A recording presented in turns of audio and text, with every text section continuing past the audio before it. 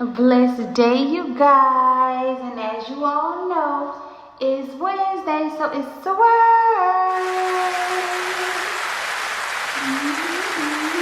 Give God some praise. Give God some praise.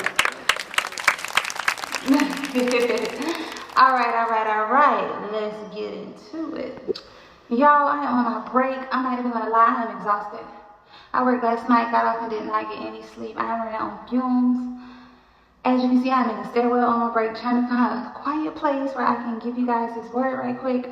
So bear with me because your girl just wanna slump out right now, okay? So y'all already know we always do a quick review of the last chapter. For those of you who decided to go ahead of everybody and read chapter 15, kudos to you. I know God is pleased that you're starting to pick up your Bible even more on your own. For those of you who just love a good juicy story and was waiting on me, I have arrived. Let's talk about it. Okay, so how did chapter 14 end? Chapter 14 ended with all these women falling over Samson like, hey, you can marry me. You ain't got to worry about her. All the people of the town like, hey, we give you 30 different women to choose from. You gonna stick with her? And so he does. He gives them a riddle because he realizes, hey, I have an opportunity to make me a little ching-ching, money on, a little bit of tunics, some clothes. Let's do it, right? And so he gives them a riddle. And they have 7 days to figure out this riddle. Well, they threaten his soon-to-be wife, right? They tell her, we're going to burn down your house with your parents in it and you if you don't find out what that riddle is. You know what I'm saying? What y'all trying to game us, you POS? You call it that heat powder. Heat powder sound like a powder to me. So, I just love the Bible. Y'all gotta understand, when I be reading it, it be almost like the never-ending story. Y'all ever seen that movie? Where the boy be riding on dragon? It's just like bizarre. I mean, I promise it comes alive every time I read it.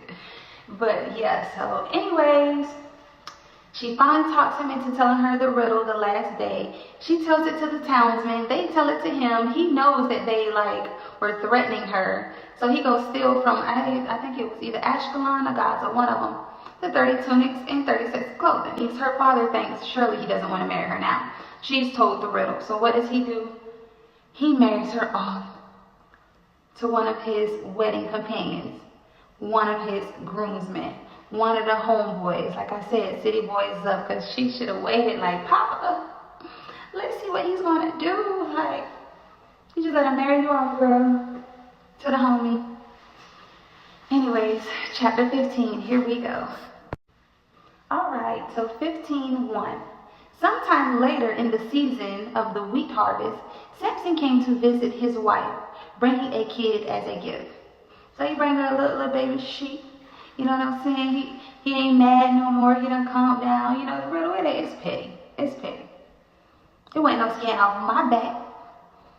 No sets of clothing off my shoulders. You know what I'm saying? I wouldn't have got that from them. Let me go see how my baby doing.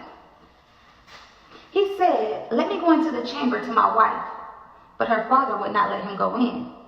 They're like, damn, boy, we ain't seen you in a while. What you doing here? Oh, you want to see my daughter?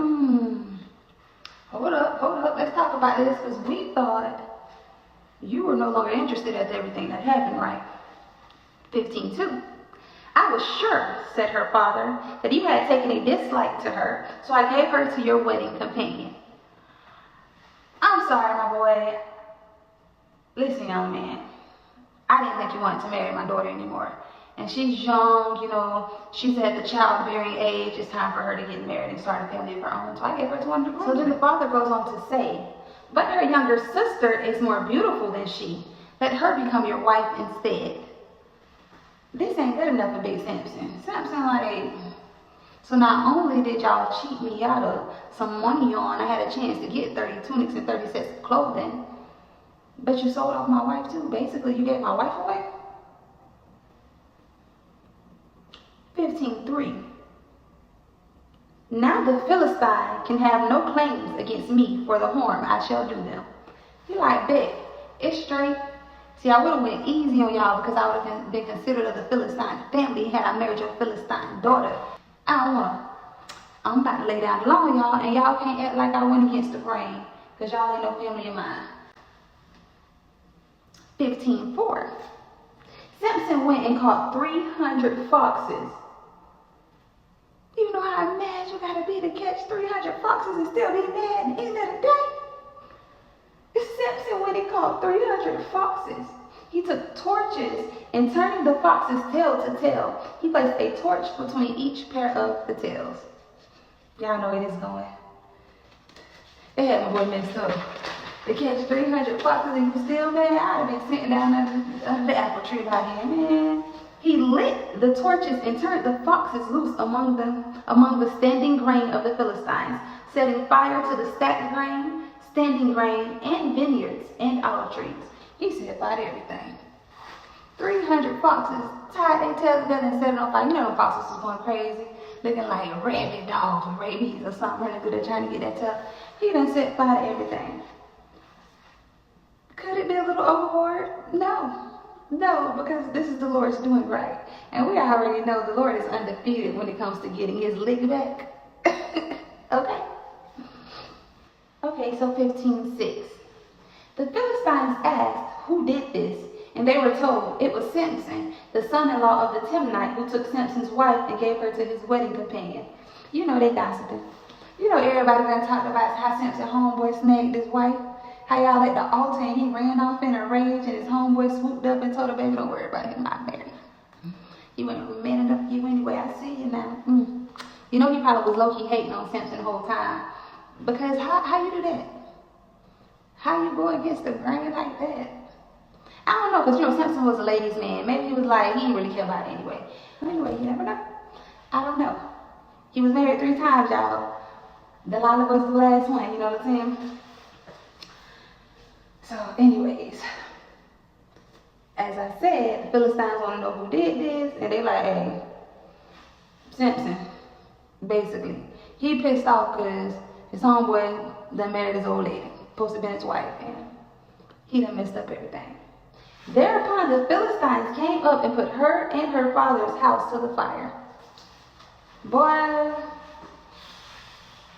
can't win from losing, can you? She was gonna lose either way. Can't win from losing. Poor first wife. Cause not this man been a headache since you met him. Not he approaches me and his family doesn't even really approve of me. They don't like me, but he says he want to marry me. While we're engaged, I get threatened by the town that they're going to burn down my house, my family's house, kill me and my family if I don't find out the riddle for them. Not once I do that to save my family, you go in a blind rage and you go steal all this stuff and leave, and I don't hear from you for forever. I don't hear from you until harvest time. Not only did you leave me at the altar, weeping, not knowing where you went, what's going on, so my father marries me off to your friend who, I don't know this man, but God forbid how it's going to look to the townspeople that I am still unwed and I got left at the altar about the world's famous bachelor, the Philistines' famous bachelor, 5 cities in, everybody's talking about how I got left at the altar, just to end up still dead behind you who went off and I didn't see you all the way into harvest time. Let me tell you something, baby. It's some people, I don't care how your heart flutter, run the other way. I know it's been so many different women for sure. I can't account for men because I'm not a man, but women for sure who are in prison right now like, I regret the day I ever met that man. I'm pretty sure it's men in prison, even though I'm not a man, who's like, I regret the day I ever met that woman. So in love, and she done got me to kill her parents for the insurance money, and now I'm doing life.